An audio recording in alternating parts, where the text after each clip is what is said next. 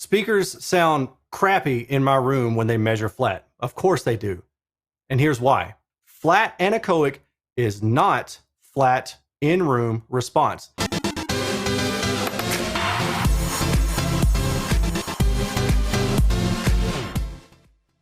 We know by now that I am an objective-oriented person when it comes to my review pattern.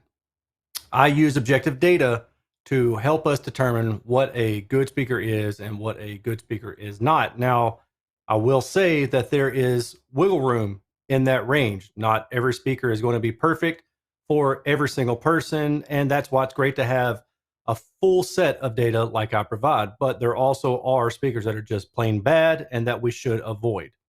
Having said that, one thing that I do see a lot from people who really don't quite understand measurements is that they'll say, I don't like a speaker that has flat response. Well, the truth really is that they don't like a speaker that has flat response in their room, or more succinctly, they don't like flat response in their room.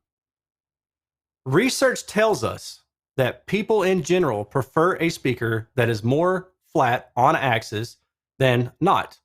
And if you think of it in simple terms of signal in versus signal out, then it makes sense. If you take a microphone and you record an instrument and you play back that instrument over a set of speakers, if your goal is for accuracy and high fidelity, you don't want that speaker to impart any tonal characteristic of its own into what it's playing back. If I record myself talking, I want to hear myself sound the same way out of that speaker as the signal that is on that recording. That's what I mean when I say signal in equals signal out. There are different ways to measure the performance of a speaker. And in my reviews, I use something that's called a sine sweep. And it sounds like this. That sine sweep has the same amplitude level for all frequencies. So when it's played out through my measurement system, it has the same voltage output going into the amplification system and then going into the speaker. And the speaker should therefore have the exact same flat response, at least on axis, as the signal that is provided to it. Most speakers transition from omnidirectional sound to directional sound at varying frequencies. Now, the way that this happens is due to a number of things. It's due to the size of the drivers that are used. It's due to the baffle. It's due to the enclosure. It's due to ports or no ports, of good design or a bad design, crossover design, crossover elements. All those things factor into the overall design of a speaker. But in general terms, what you have is low frequencies or omnidirectional, which means that those low frequency sounds are sent all around the speaker, to the sides, above and below it. And as you go into the mid-range and then the higher frequencies in the treble particularly, that radiation pattern of the speaker starts to tighten up. It becomes more focused, and there's more sound directed to the front of the speaker and much less sound directed to the sides of the speaker and certainly behind the speaker. That's typically the case with standard monopole speakers. And monopole speakers are the kinds of speakers that pretty much all of you watching this video listen to. If you don't have that kind of speaker, you know what speaker you have, I would hope, and you understand the caveats that are inherent in this conversation. Let's go back to the beginning. When I measure a speaker, I measure it anechoically. That means without reflection. And the reason I do that is because you want to have an idea of what the speaker is doing on its own before it even enters your room. The way that I measure this is I use Klippel's near field scanner, and that provides me anechoic response from a non-anechoic room or a non-anechoic chamber. You've probably seen pictures of anechoic chambers. I don't have one. I don't need one because I have the Klippel near field scanner. This data gives me anechoic response of the speaker by itself, no room interaction. And in an anechoic response, we want a flat response for the same reasons I mentioned earlier. Remember, signal in, signal out. When you put a speaker into a room, you have reflections. You have reflections from the wall behind the speaker. You have reflections to the walls to the side of the speaker. You have reflections from the walls behind you as the listener. You have reflections from the floor and the ceiling. You basically put the speaker into a container. Now, if you want to think of sound waves like water in a pool, that's what I suggest doing. For that, I'm going to provide you with a really quick illustration using this Ripple Tank website. We're going to simulate a speaker in a room. Now, right now, this speaker is this radiating source right here. And these are the sound waves going out into what we would call the room. Now, you'll notice there's no bounce back. That's because currently there's no reflection point set up. So I'm going to add a couple walls into this quasi room. And we can see by adding this wall just what happens to the response. And the sound waves are just kind of going crazy. Well, this frequency currently is unknown, but it's a lower frequency. So what we're going to do is we're going to set it to a low frequency by sliding the source frequency over. And these would simulate bass waves. And you can see there's a lot of weird perturbations going on in the bass waves. And ultimately what you wind up with is some standing room modes. The wavelengths are so long that they're not able to really bounce around the room and scatter. They basically just start stacking up on top of each other. As you go higher in frequency, you can see that there's less stacking and there's more scattering. That is just a brief overview of an idea of what sound waves are doing into a room. So low frequencies, the sound waves are stacking on top of each other. At high frequencies, the sound waves are scattering and going all over the place. That matters, but why? Let's take the speaker that we measured anechoically that has a flat frequency response. Now we put that speaker into a room. What do we think is going to happen to the bass? The bass is going to stack up. It's going to build. Does that make sense? Remember that graphic I showed you a minute ago. What do we think is going to happen to the high frequency? Is it going to stack up, first of all? No, it's not going to stack up. So it's not going to build on top of itself. So it's not going to add any additional pressure. Now, the reason for that is also due in part to the direction of the sound waves.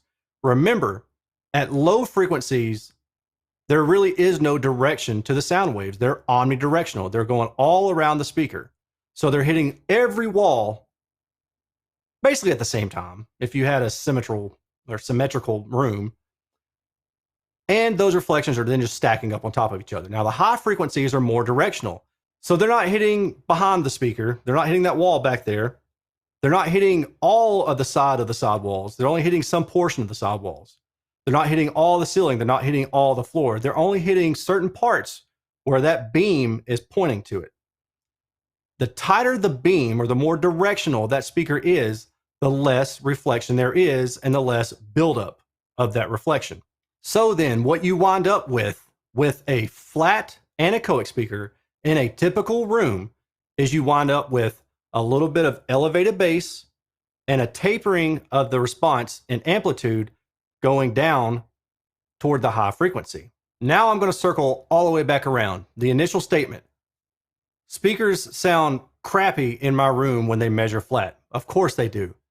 And here's why.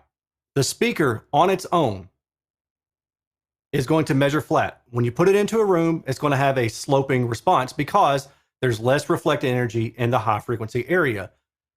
If you go in and you try to make that response flat via Odyssey or Dirac or YPow or whatever equalization you choose to use, you are boosting the high frequency and dropping the low frequency.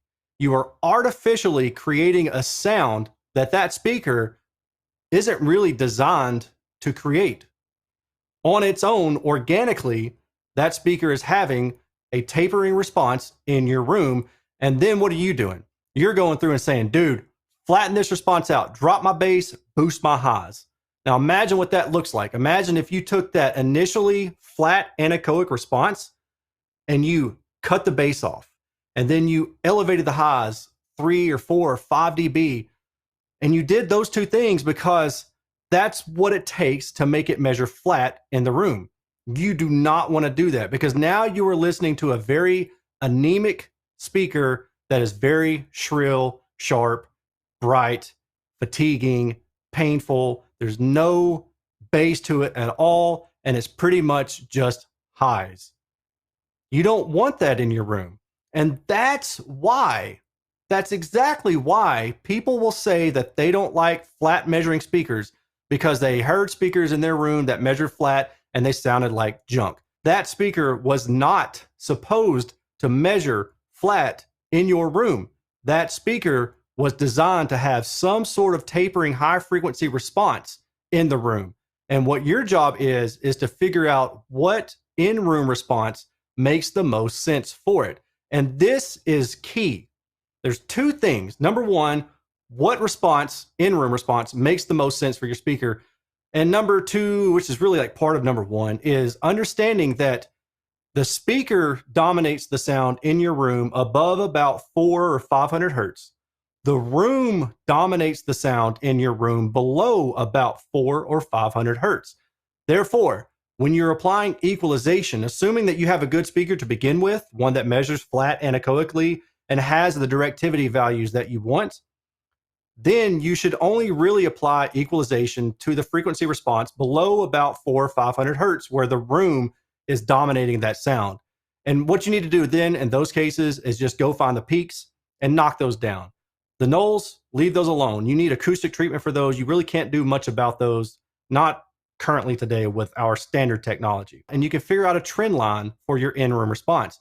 Do not flatten that response artificially, because then you're wrecking that tonal characteristic of an otherwise perfectly good speaker. I hope this video helps you understand why flat anechoic is not flat in-room response.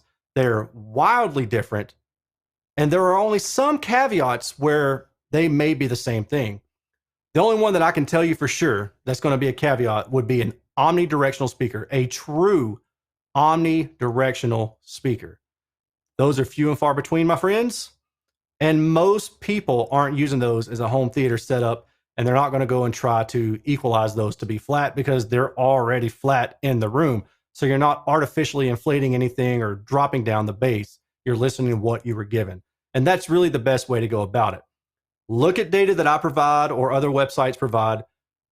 Narrow down to a few speakers that look like they measure well and that you would enjoy and fit within your budget. And then do your best to either go listen to them or have them delivered to you so you can try them out in your house. Use the data to help you. It doesn't have to be the one-stop source for all information about what you're going to do, but it can certainly help you eliminate problem childs and help you understand what's going to be better for you going forward, and ultimately really save you a lot of money and time. But do not buy a perfectly good speaker and then start EQing it to flat in your room. It's going to sound terrible. And now I hope you understand why. If you enjoyed this video and if you learned something, please leave me a like. Please leave me a comment below. If you haven't subscribed, please consider subscribing, because I'm trying to do better with this channel. I'm not going to lie. I want a channel to get huge. So it would be cool if it did. Probably not, but I'm not going to lie about what I want to do here. If you want to help out in some way, I use generic affiliate links. I have them in my description below for Amazon, Crutchfield, Audio Advice, Best Buy, and other websites. So if there's anything that you want to buy through any of them, please consider using my generic affiliate links. That helps me earn a small commission, no additional cost to you. Or you can also join my Patreon at patreon.com/Erin's Audio Corner. And you can get some sneak peeks behind the scenes and a couple other little goodies that I try to do for patrons now and again. I appreciate you all watching. I really and truly now hope you understand what it means to have a flat anechoic response and what it means to have a flat in-room response, and how a flat in-room response is most likely not at all what you want. Talk to y'all later. Peace.